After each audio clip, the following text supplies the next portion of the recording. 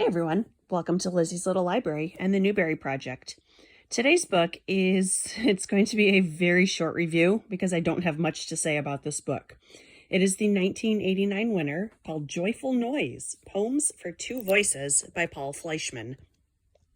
The author is the son of Sid Fleischman, who had won 2 years earlier for The Whipping Boy, which is a book that I did enjoy. They are the only parent and son, or parent and child, winners. That is more interesting than this book. Plus, the used copy I got of this from an online used bookstore is a signed copy that was signed in 1991 and has a tiny little illustration of a worm.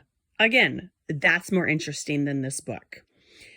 This, in a very, very brief nutshell, is a collection of short poems with illustrations of bugs. I thought the bugs were creepy.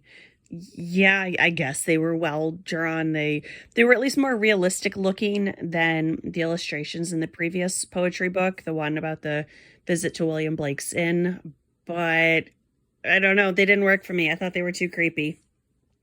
These poems, I didn't find them to be fun or funny in the slightest bit. I know this is super similar to my critique and complaints about the William Blake poetry book, but I still stand by it. I don't agree with poetry collections winning the Newbery. If they insist on going that way, they need to give it to Shel Silverstein. He at least was funny and memorable. These poems are intended to be read by two people, reading side by side.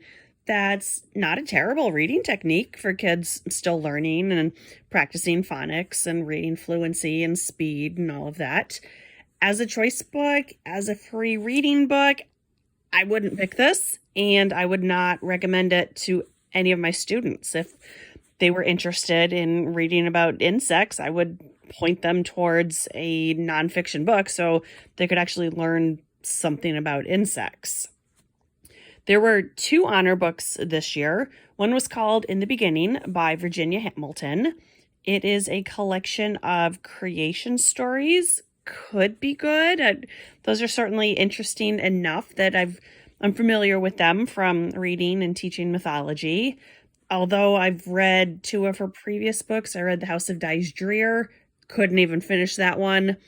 And MC Higgins the Great, which was a Newbery winner, didn't love that one either. If not for the Newbery, I would not have finished that one. The other nominee was called Scorpions by Walter Dean Myers.